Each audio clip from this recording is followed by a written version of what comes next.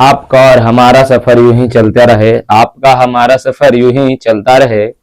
हम दोनों मिलके आगे बढ़ते रहें। आप लोग बिहार बोर्ड में ऐसा नंबर आए लाए कि आपके पूरे टोले मोहल्ले और पूरे बिहार वाले चकरा जाए। हाँ प्यारे मेरे बच्चों, मैं रोहित कुमार आपके अपने यूट्यूब चैनल मदर क्लासेस पे सभी बच्चों का क्या करता हूँ, स्वागत करता हूँ। आज बाल दिवस के शुभ अवसर पर आप सभी को हार्दिक हार्दिक अभिनंदन। चलिए, मैं जो टॉपिक पे चल रहा था आर्थिक विकास की इतिहास कक्षा 10 के बारे में, उसके बारे में मैं चलता हूँ। आर्थिक विकास के बारे में हमने बता दिया है किस देश के आर्थिक विकास कैसी है। मिश्रित अर्थव्यवस्था, पूंजीवादी अर्थव्यवस्था, साम्यवादी अर्थव्यवस्था, इस प्रकार की अर्थव्यवस्थाओं को हमने बता दिया है। आज मेरा एक इकोनॉमिक्स का लेक्चर नंबर 5 है और आज हम क्या पढ़ेंगे, आर्थिक विकास की माप एवं सूचकांक। कहने का मतलब कि आर्थिक विकास हमारे देश में हो रहा है, इसको मापने के लिए क्या क्या सूचकांक है, किस किस आधार पे हम मानेंगे कि हमारे भारत में इस प्रकार के इतिहास का क्या हुआ है, विकास हुआ है, अर्थशास्त्र का विकास हुआ है, रुपया पैसा का विकास हुआ है। तो उसी के आधार पर कुछ मापदंड है जिसके आधार पर हम लोग क्या करते हैं, मापते हैं कि आर्थिक विकास हमारे देश में हुआ है। आर्थिक विकास मतलब हमारा देश अमीर हुआ है या गरीब हुआ है।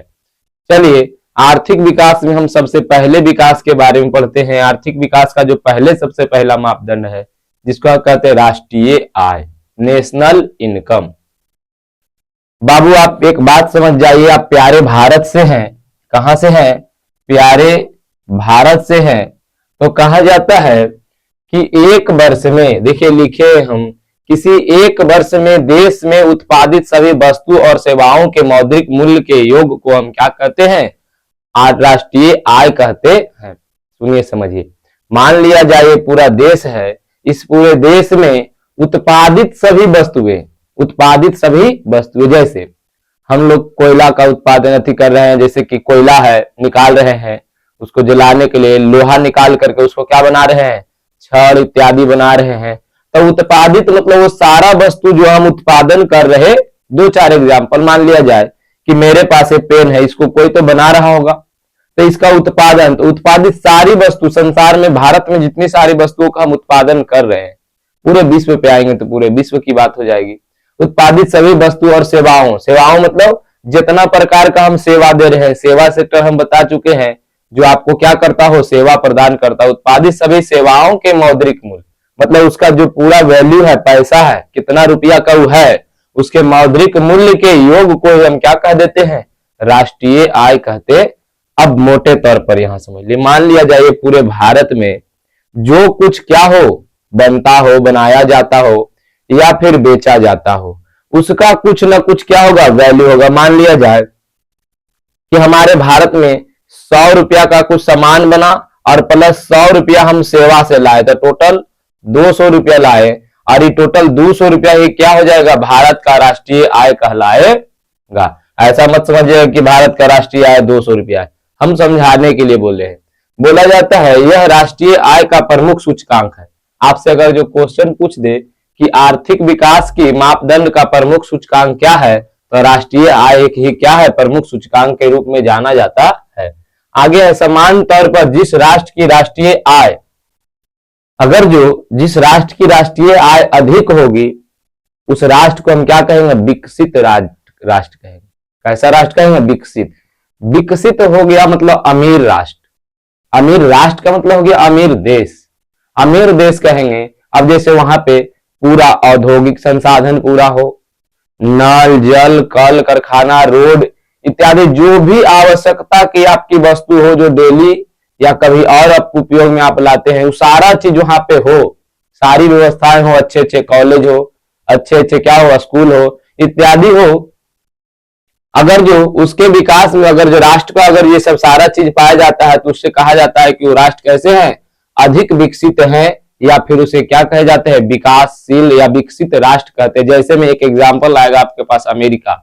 दूसरा, जिसका राष्ट्रीय आय क्या हो, कम हो, राष्ट्रीय आय कम हो मतलब उसके पूरे देश वाला आदमी बहुत कम कमाता हो, तो उसे क्या कहेंगे, अविकसित देश कहेंगे या राष्ट्र कहेंगे। चलिए हम बताते हैं सबसे ज्यादा जो विकसित राष्ट्र है, सबसे ज्यादा जो विकसित राष्ट्र मतलब सबसे ज्यादा अमीर कौन है, सबसे ज्यादा अगर जो पैसा किसी के पास है तो क्या है, यूएसए, दूसरा में चाइना और तीसरा में जापान है।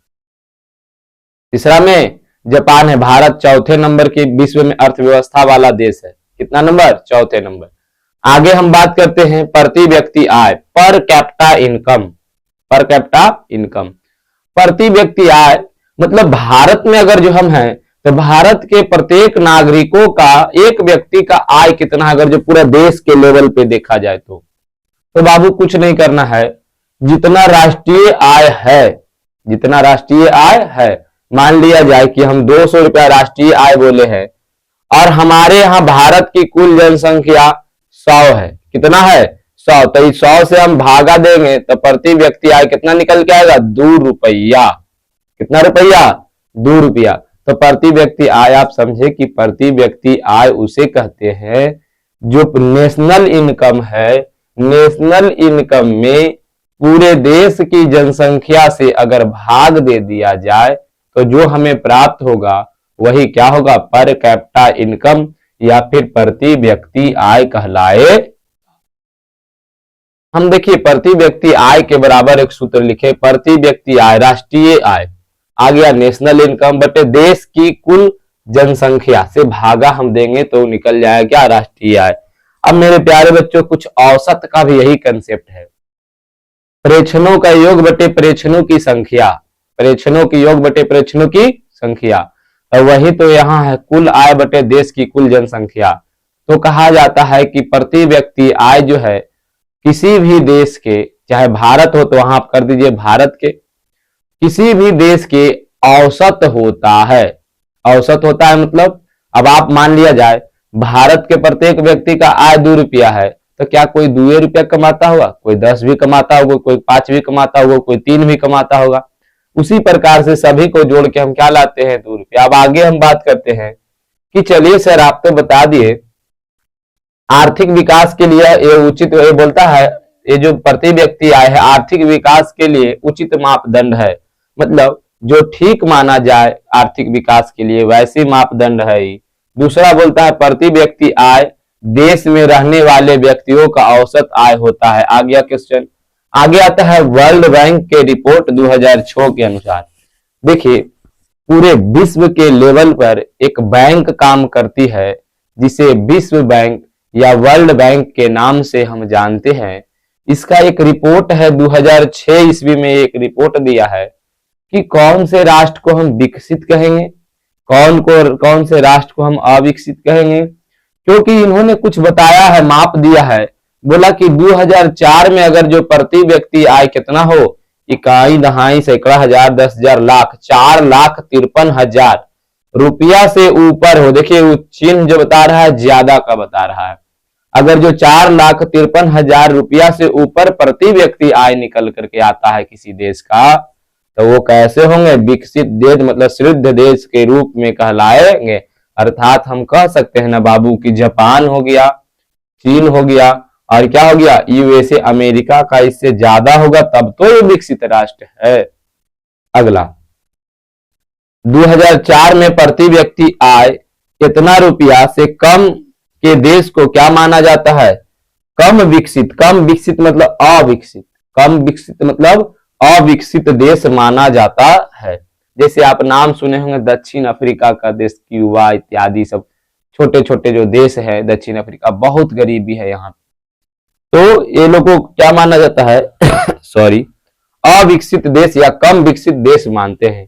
आपके मन में खलबली हो रही होगी कि सर ये तो बताइए हमारे भारत की आय कितना है। बाबू देख लीजिए भारत का 2022-23 में प्रति व्यक्ति आय, हम इधर ले रहे हैं 22-23 के अनुसार, क्योंकि ये रिपोर्ट 2 साल 3 साल 4 साल 5 साल पे जारी होता है, ऐसा नहीं कि हर एक साल। प्रति व्यक्ति आय 98,374 रुपया थी कब, 2022-23 में। 2022-23 में वर्ल्ड बैंक बताया है कि प्रति व्यक्ति आय कितना,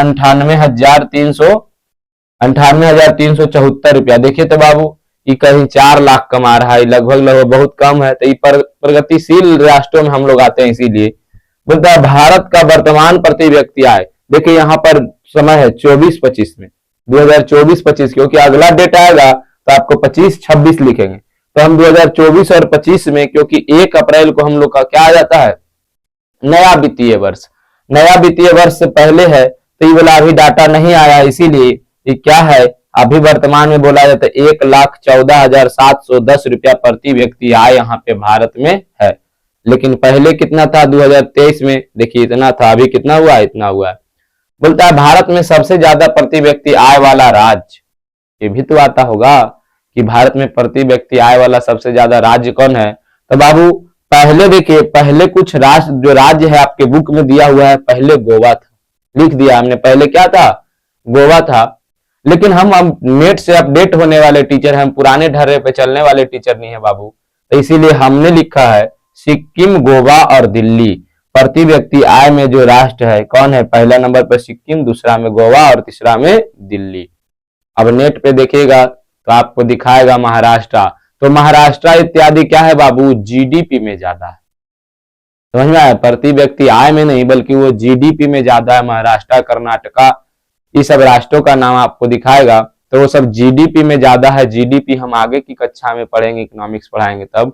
अभी प्रति व्यक्ति आय में सबसे ज्यादा सिक्किम, दूसरे नंबर पर गोवा, तीसरे नंबर पे दिल्ली है। सबसे पहले जो इससे पहले हुआ करता था नया डाटा के अनुसार, गोवा प्रति व्यक्ति आय में सबसे ज्यादा, मतलब गोवा राज्य के जो व्यक्ति हैं उनकी प्रति व्यक्ति आय, मतलब गोवा के पूरे राज्य में जितना आय होता है उसे गोवा की जनसंख्या से भाग दे दिया जाए तो क्या हो जाता था, भारत के सभी राज्यों के साथ अगर जो ऐसा निकाला जाता था तो ये काम क्या हो जाती थी, ज्यादा हो जाती थी। इसीलिए भारत में इस प्रकार की डाटा निकल के आते हैं।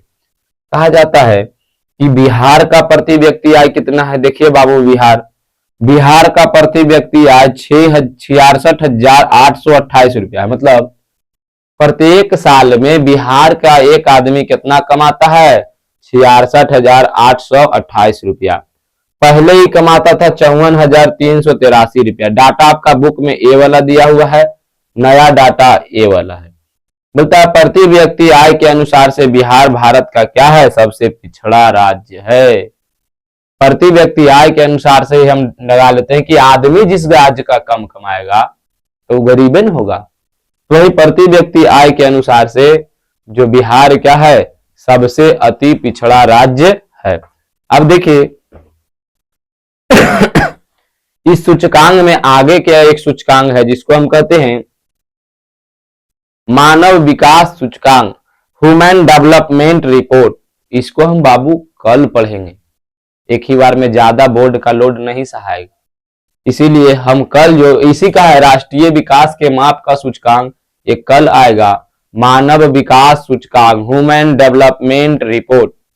ह्यूमन डेवलपमेंट रिपोर्ट हम इसके बारे में कल बताएंगे। आज बाल दिवस के शुभ अवसर पर आप सभी बच्चों को हार्दिक हार्दिक अभिनंदन मदर क्लासेस की ओर से।